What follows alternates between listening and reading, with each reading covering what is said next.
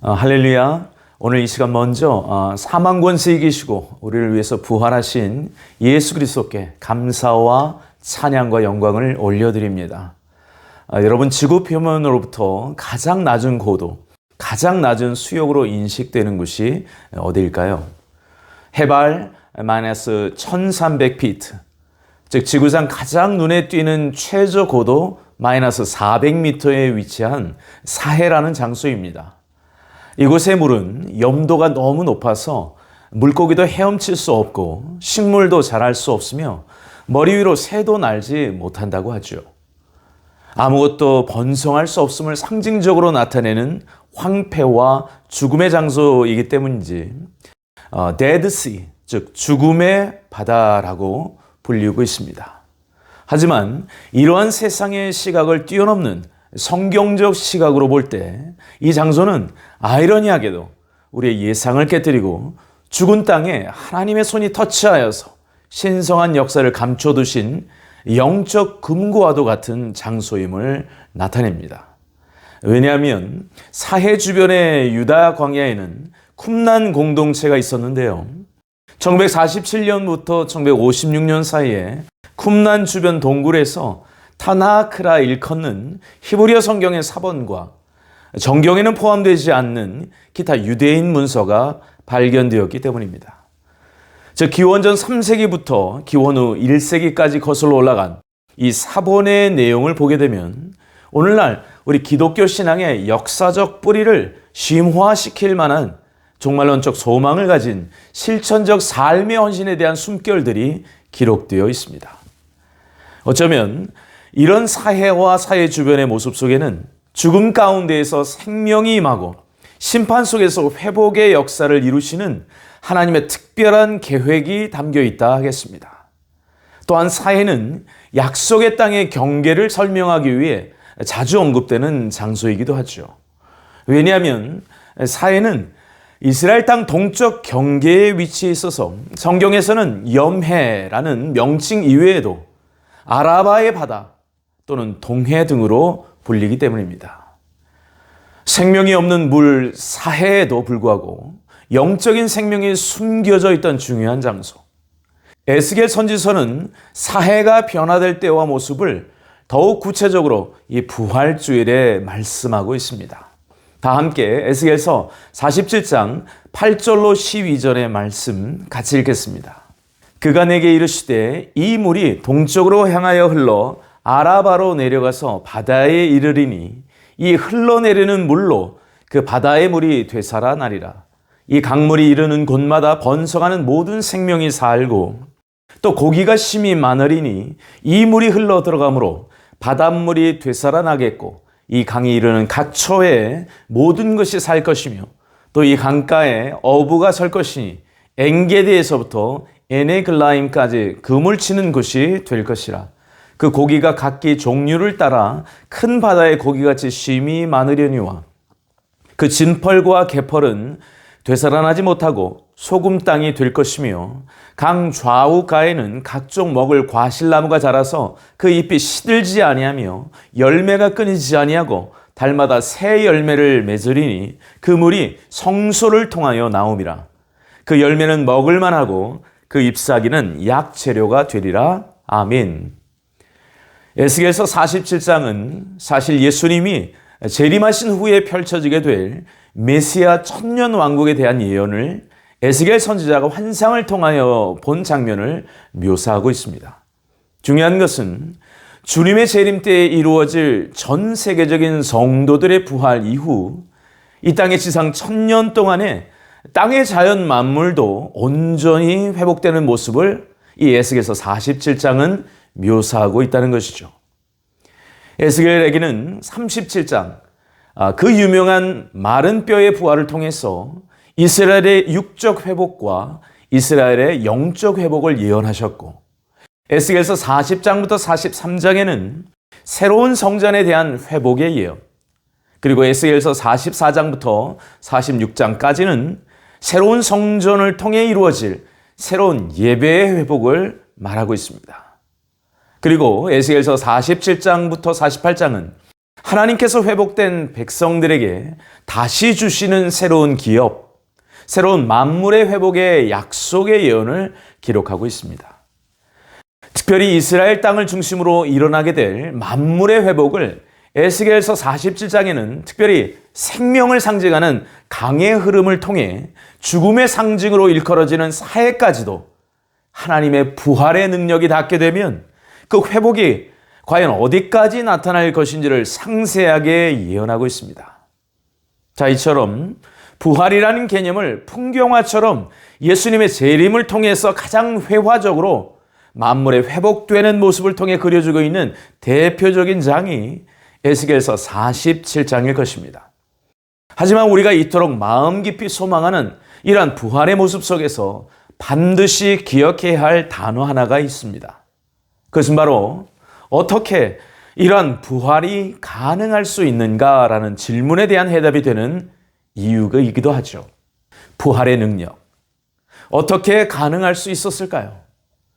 우리는 오늘 부활의 풍경이 시작되는 에스겔서 47장 1절과 그 모습이 마무리되는 에스겔 47장 12절의 말씀을 다시 한번 읽어볼 필요가 있습니다. 우리 함께 같이 읽겠습니다. 시작. 그가 나를 데리고 성전 문에 이르시니 성전의 앞면이 동쪽을 향하였는데 그 문지방 밑에서 물이 나와 동쪽으로 흐르다가 성전 오른쪽 제단 남쪽으로 흘러내리더라. 강 좌우 가에는 각종 먹을 과실나무가 자라서 그 잎이 시들지 아니하며 열매가 끊이지 아니하고 달마다 새 열매를 맺으리니 그 물이 성소를 통하여 나옴이라. 아멘. 에스겔서 47장에서 나오는 물은 생명의 물을 의미합니다. 그래서 이 물이 흘러가는 곳마다 반복되는 현상을 동사로 되살아난다, 되살아난다, 되살아난다 라고 끊임없이 표현하고 있습니다. 하지만 이 물의 발원을 보면 이 물은 반드시 성전과 성소에서 흘러나온다 말씀합니다. 그리고 특별히 이 물은 성전 문지방에서 나와 동쪽으로 흐르다가 성전 오른쪽 제단을 거쳐 남쪽으로 흘러내린다라는 말을 기록하고 있죠. 자, 이 제단에 해당하는 히브리어는 미츠베아크인데 이 단어의 어원은 희생 제물을 죽이다라는 히브리 동사 자바크에서 파생된 단어입니다. 왜 굳이 에스겔서는 이 물의 발원지를 굳이 성전의 언어로서 특별히 반드시 이 물이 제단을 통과하는 물로서 표현했던 걸까요? 여기서 놓치지 말아야 될 중요한 것은 우리가 앞서 읽었던 만물을 소성케 하는 능력 이전에 이것이 있음으로 말미암아 참된 회복은 일어날 수 있었다는 사실입니다. 우리 다 함께 이 해답을 힌트하고 있는 요한복음 2장 19절로 22절 말씀 그리고 요한복음 19장 34절 말씀 한번 같이 읽습니다. 예수께서 대답하여 이르시되 너희가 이 성전을 헐라 내가 사흘 동안 일으키리라. 유대인들이 이르되 이 성전은 46년 동안의 지었거늘 내가 3일 동안에 일으키겠느냐 하더라. 그러나 예수는 성전된 자기 육체를 가리켜 말씀하신 것이라. 죽은 자 가운데서 살아나신 후에야 제자들이 이 말씀하신 것을 기억하고 성경과 예수께서 하신 말씀을 믿었더라. 아멘. 요한복음 19장 34절 말씀. 그중 한 군인이 창으로 옆구리를 찌르니 곧 피와 물이 나오더라. 아멘. 사랑하는 성도 여러분, 그렇습니다. 성경에서 물은 생명의 근원을 상징합니다. 성전은 하나님의 임재와 거룩함을 의미하죠. 그렇다면 제단은 무엇입니까? 십자가에서 창에 찔려 나온 물과 피는 우리의 죄에서의 구원과 새 생명을 상징했던 겁니다. 이는 궁극적으로 생명의 물이 흘러나오는 성전과 필연적으로 연결되고 있음을 말하죠. 에스겔서 47장의 제단은 이스라엘 백성들이 하나님께 제사를 드리던 장소였습니다. 그리고 그 제단은 하나님과 백성 사이의 관계를 중재하는 역할을 했습니다. 따라서 성전에서 나오는 생명의 물이 제단과 연결되어 화목제물을 통한 하나님의 은혜와 생명의 흐름을 상징할 수 있다겠습니다. 이는 하나님의 거룩함과 하나님의 구원의 능력이 백성들에게 흘러가는 과정을 나타내며 예수님의 십자가 사건을 통한 구원의 은혜가 모든 이에게 모든 만물 가운데 은혜로 퍼져나가는 것과 연결됨을 말씀하고 있습니다. 자, 이 하나님의 뜻과 계획은 구약이건 그리고 신약이건 예외일 수는 없습니다. 신구약에서 연속되고 통일되는 구속의 원리임을 우리는 구약의 에스겔을 통해 그리고 신약의 복음서를 통해 확인할 수 있습니다. 그러므로 모든 부활의 능력은 어디로부터 비롯되는가? 오직 예수 그리스도이심을 믿으시기 바랍니다. 요한복음 14장 6절, 사도행전 4장 12절 같이 읽겠습니다. 예수께서 이르시되 내가 곧 길이요 진리요 생명이니 나로 말미암지 않고는 아버지께로 올 자가 없느니라. 아멘. 다른 이로서는 구원을 받을 수 없나니 천하 사람 중에 구원을 받을 만한 다른 이름을 우리에게 주신 일이 없음이라 하였더라. 아멘. 그렇습니다. 부활의 능력을 상징하는 하나님의 성령이 우리에게 오실 수 있었던 유일한 근거는 제단 위에서 화목제물 되셔서 십자가에서 피와 물을 흘리신 예수님의 희생 때문인 것을 믿습니다. 그렇다면 참된 부활의 능력에 힘입어 부활신앙의 삶은 어떻게 회복될 수 있는 걸까요? 여전히 넘어지고 여전히 꼬꾸라지는 나의 삶, 민족의 운명 앞에 주님은 무엇을 회복해야 한다고 우리에게 말씀하시는 걸까요? 제단의 회복에서부터 시작해야 한다고 말씀합니다. 갈멜산 영적 전투에서 여러분 여호와의 불이 떨어져 모든 바알과 아세라 우상 숭배 가운데 타락한 백성을 향하여 선지자 엘리야를 통하여 백성들을 촉구하셨던 메시지가 무엇이었을까요? 열왕기상 18장 30절은 그 유명했던 갈멜산 전투의 핵심은 바로 이것이다라고 머뭇거리는 백성들이 죄를 회개하는 자리로 나아와야 함을 이렇게 말씀합니다. 열왕기상 18장 30절의 말씀. 엘리야가 모든 백성을 향하여 이르되 내게로 가까이 오라. 백성이 다 그에게 가까이 가매 그가 무너진 여호와의 제단을 수축하되 그가 여호와의 이름을 의지하여 그 돌로 제단을 쌓고 아멘. 갈멜산 전투에 모인 이스라엘 백성들에게 여호와의 제단을 보수하라는 뜻은 무엇입니까? 열왕기상 18장 21절은 그들을 가리켜 어느 때까지 둘 사이에 머뭇하려는가 꾸짖습니다. 여호와를 안다 하지만 바알과 아세라도 품은 자들을 향하여 하나님께서는 내가 불로 살아버릴 만큼 큰 죄이고 가장 싫어하시는 죄이심을 밝히는 것입니다. 진정한 부활의 능력이 발휘되기 위해서 필요한 것, 그것은 제단과 성전 사이에서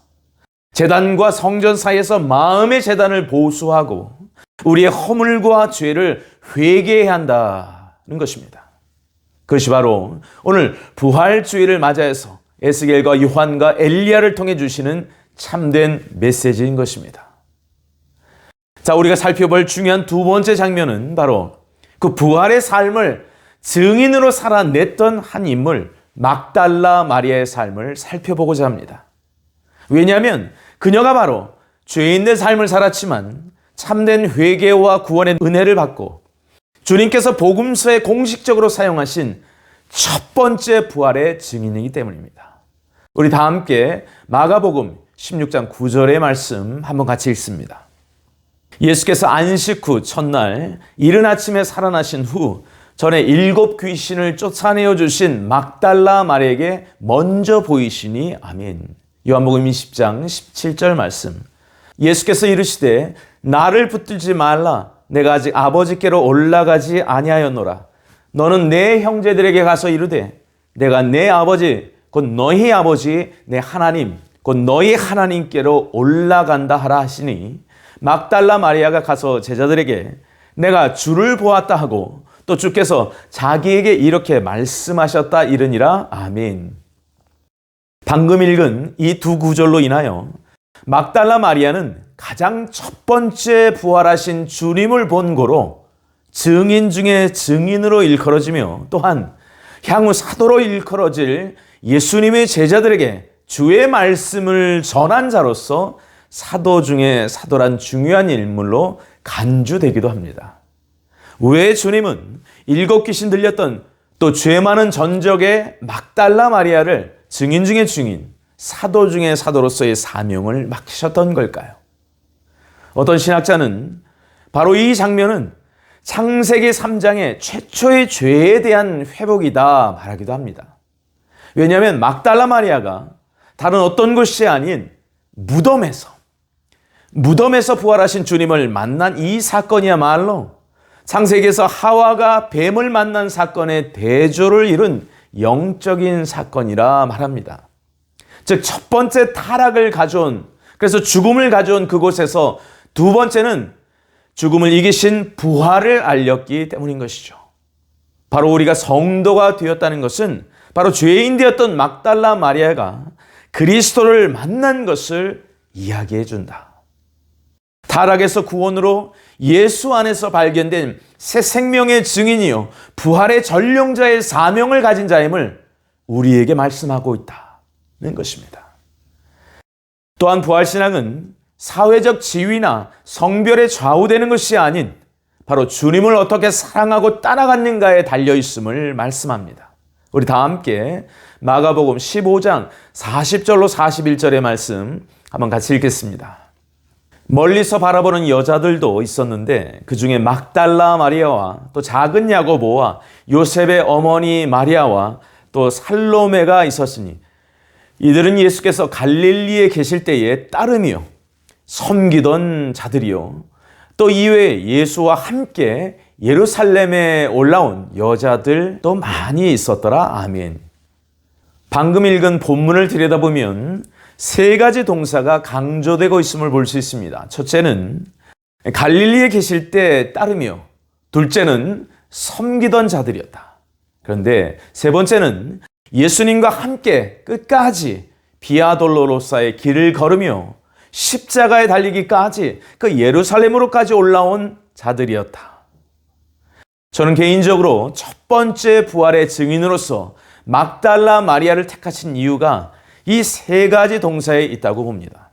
왜냐하면 주님이 가까이 두셨던 제자들도 주님이 갈릴리에 계실 때 따르며 섬기던 자들이었습니다.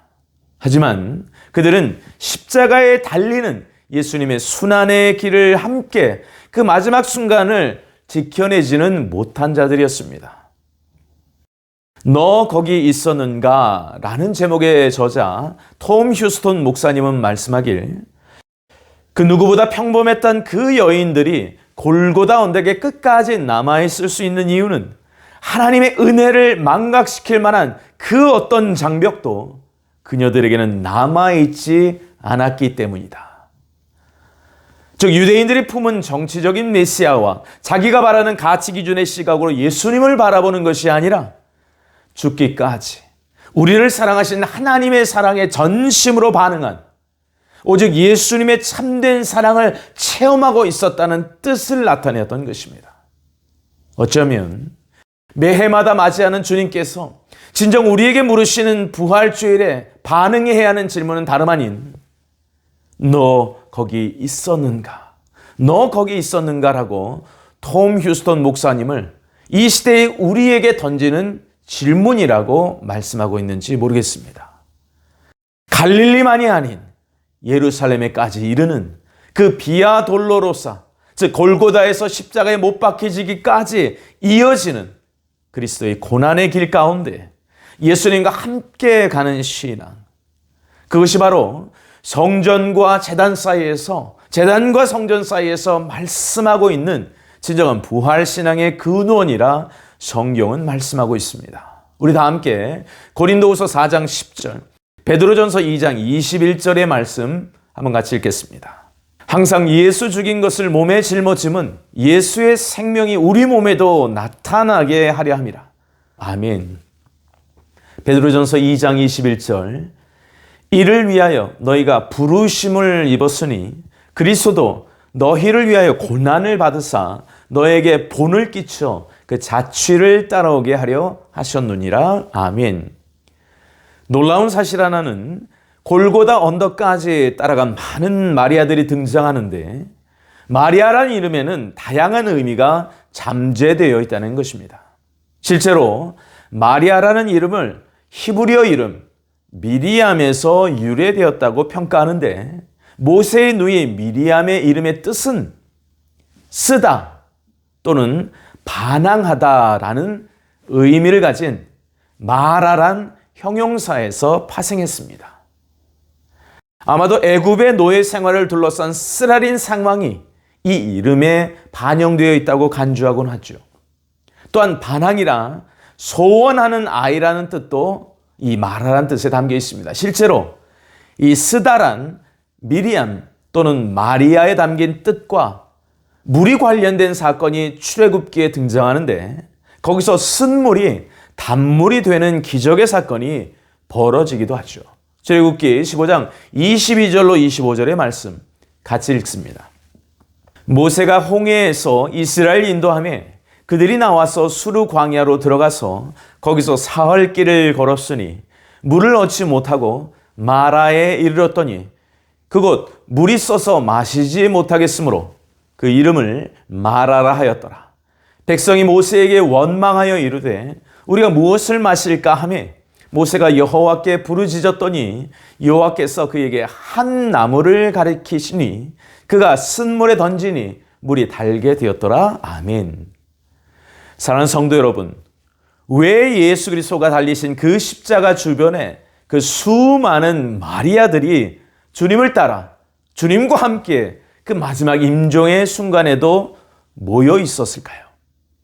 그것은 바로 아마 쓴물을 마신 인생과 같은 원망과 반항적인 우리의 모습 가운데 한 나무인 무엇이 예수 그리스도의 십자가가 던져질 때 우리의 쓴물과 같았던 우리의 인생은 배에서 단물과 같은 생수의 강이 흘러나오는 변화된 인생이 됨을 나타내기 때문일 것입니다. 이것은 열왕기하 2장 19절로 22절에 엘리사가 새 소금을 물의 근원에 던졌을 때 사망이나 유산이 그 물에서 더 이상 나오지 않는 사건을 통해서 나타났습니다. 또한 요한복음 4장 10절에서 수가성 우물가의 사마리아 여인을 만나주심으로 예수를 영접했을 때 그 배에서 흘러넘치는 생수, 마르지 않는 생명수가 흘러나오는 사건과 맥을 같이 합니다. 그렇습니다. 사랑하는 성도 여러분, 십자가 나무는 저주받은 나무였습니다. 그러나 그 나무가 예수님의 부활을 통해 축복을 받은 나무가 되었습니다. 십자가의 나무는 죽음의 피를 흘리는 나무였습니다. 그러나 그 나무가 예수님의 부활을 통해 생명의 향기를 바라는 영적 상록수가 된 것입니다. 오고는 모든 세대의 쓴물 같은 인생인 마리아들을 부활의 증인으로 일으키신 우리 주님께서 지금도 살아 역사하셔서 저와 여러분을 다시금 주님을 따라가 어느덧 자기 십자가를 지고 주님의 십자가 앞에 선 2024년에 부활신앙으로 생명의 향기를 바라는 증인들로 부르고 계신다고 믿습니다. 증인은 영어로 마터입니다. 순교자입니다. 구원의 유일한 길이 예수님밖에 없음을 믿으며 그 진리 앞에 타협하지 않는 자입니다. 성경에서 흐르는 물로 정화된 순결한 신부의 삶을 살아내는 사람들, 주님을 알지 못하는 영혼들에게 전도하고 선교하다 순교할 수 있는 사람들, 사랑하는 성도 여러분, 이 부활주의를 맞이하여서 오늘을 사는 우리에게 주님께서 새롭게 깨닫고 다짐하게 하시는 것은 무엇일까요? 계시록 14장 4절로 5절 말씀은 부활신앙이 있기 때문에 감당할 수 있는 우리의 신앙 여정을 이렇게 말씀하고 있습니다. 계시록 14장 4절로 5절의 말씀 같이 읽습니다. 이 사람들은 여자와 더불어 더럽히지 아니하고 순결한 자라. 어린 양이 어디로 인도하든지 따라가는 자이며 사람 가운데서 속량함을 받아 처음 익은 열매로 하나님과 어린 양에게 속한 자들이니 그 입에 거짓말이 없고 흠이 없는 자들이더라. 아멘. 사랑하는 여러분, 이 본문에 등장하는 어린 양을 따라가는 자들은 누구일까요? 그리스도의 신부된 참된 주의 성도를 말씀합니다. 특별히 어린 양이 어디로 인도하는지 따라가는 자란 십자가를 지시기 위해 갈릴리서부터 예루살렘까지 따라왔던 마리아의 삶을 대변합니다. 왜냐하면 신약 원문에 보면 어제도 따라갔고 미래에도 따라갈 것이며 지금 현재도 따라가고 있다라는 현재 분사형 능동태인 아콜로 뚠테스로 되어 있기 때문입니다. following, 따라가고 있는. 무슨 뜻일까요?